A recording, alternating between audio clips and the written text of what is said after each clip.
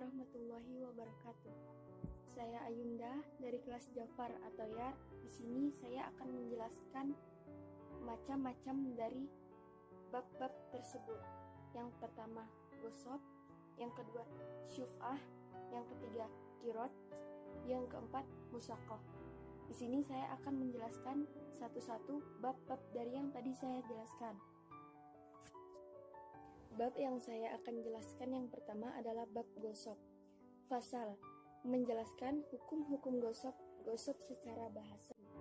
Musannif menjelaskan tentang ganti rugi barang yang memiliki harga di dalam perkataan beliau, atau orang yang menggosok harus mengganti sesuai harga.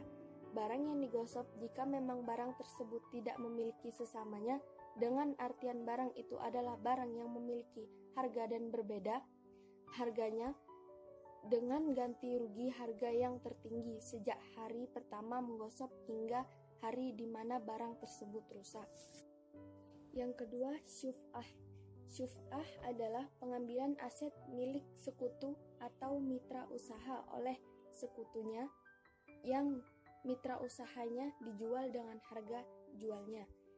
Syekh Abu Syuja Ahmad bin Al-Husain bin Ahmad Asfahani rahimahullah berkata, berlaku bagi rekan kongsi dan tidak berlaku bagi tetangga. Syuf'ah berlaku dalam harta yang bisa dibagi, bukan harta yang tidak bisa dibagi. Syuf'ah juga berlaku dalam sebuah barang yang tidak bisa dipindahkan dari permukaan tanah, seperti bangunan dan selainnya. Syuf'ah berlaku dengan harga penjualannya. Syuf'ah harus dilakukan seketika. Jika ditunda padahal mampu menyegerakannya, maka batal. Jika seorang perempuan dinikahi dengan mahar sebidang tanah kongsi, maka pemilik hak syuf'ah bisa mengambilnya dengan memberikan ganti mahar standar. Jika pemilik hak syuf'ah itu banyak, maka mereka berhak mendapatkannya sesuai dengan kadar kepemilikan. Simak selengkapnya. Yang ketiga, bab kirot. Kadang banyak kan yang bertanya, kirot, apa yang dimaksud dengan kirot? Apa yang dimaksud dengan kirot? Kirot itu apa sih? Nah, di sini saya menjelaskan yang dimaksud dengan kirot. Kirot berasal dari kata al-qardu yang berarti potongan. Maksudnya, pemilik harta memotong sebagian hartanya untuk diperdagangkan dan memperoleh keuntungan.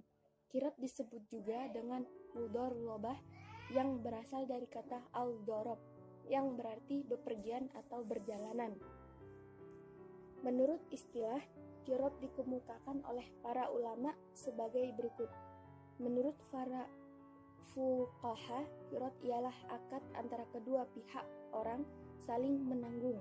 Salah satu pihak menyerahkan hartanya kepada pihak lain untuk. Yang ketiga, bab kirot. Kadang banyak kan yang bertanya, kirot, apa yang dimaksud dengan kirot? Apa yang dimaksud dengan kirot? Kirot itu apa sih? Nah, di sini saya menjelaskan yang dimaksud dengan kirot. Kirot berasal dari kata al-qardu yang berarti potongan. Maksudnya, pemilik harta memotong sebagian hartanya untuk diperdagangkan dan memperoleh keuntungan. Kirot disebut juga dengan mudharabah yang berasal dari kata al-darab yang berarti bepergian atau berjalanan. Menurut istilah, kirot dikemukakan oleh para ulama sebagai berikut. Menurut para fuqaha, kirot ialah akad antara kedua pihak orang saling menanggung. Salah satu pihak menyerahkan hartanya kepada pihak lain untuk diperdagangkan dengan bagian yang telah ditentukan dari keuntungan, seperti setengah atau sepertiga dengan syarat-syarat yang telah ditentukan. Sekarang, dasar hukum kirot. Hukum melakukan kirot adalah mubah.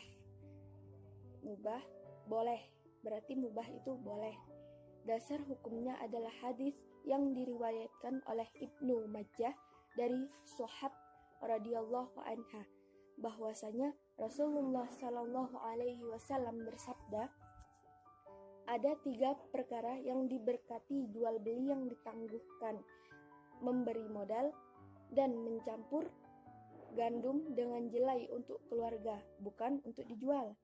Qirot dalam perdagangan juga memiliki arti tolong, menolong. Sebagai contoh, jika seorang mukmin memiliki modal tapi tidak begitu pandai dalam berdagang, atau ada halangan tertentu, sedang yang lain pandai dan mahir dalam berdagang dan memiliki waktu yang cukup untuk mengelola harta, tapi ia sendiri tidak memiliki modal, maka keduanya dapat saling tolong-menolong untuk mengelola harta tersebut, sehingga diperbolehkan qirot dalam mengelola harta atau modal. Selanjutnya, rukun dan syarat qirot. Harta atau modal atau harta pokok. Amal, keuntungan, akad. Yang kedua, syarat qirot. Berhubungan dengan keuntungan, akad. Yang kedua, syarat qirot. Berhubungan dengan rukun-rukunnya, yaitu modal harus diketahui dengan jelas bentuknya dan banyaknya. Bagi yang melaksanakan akad haruslah orang yang dapat bertasyaruf.